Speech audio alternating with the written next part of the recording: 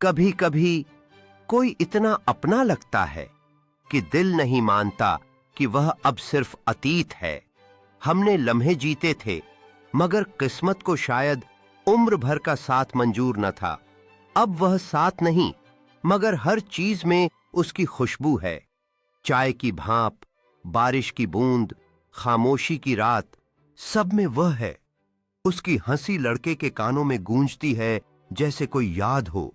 मोहब्बत खत्म नहीं होती, बस वक्त के एक पन्ने पर रुक जाती है, जहां रोज दिल जाकर उसे दोबारा पढ़ता है। आहा, वो पल जो कभी लौट कर नहीं आते, वो बातें जो कभी खत्म नहीं होती। हम सब कुछ भुला दें, पर उसकी यादें हमारे साथ रहती हैं। जब भी बारिश होती है, उसकी यादें मेरे दिल में ताजगी ला देती हैं, जैसे पुराना संगीत जो मन को छू जाता है। हर एक गाने में, हर एक लम्हे में मैं उसे फिर से जीता हूं।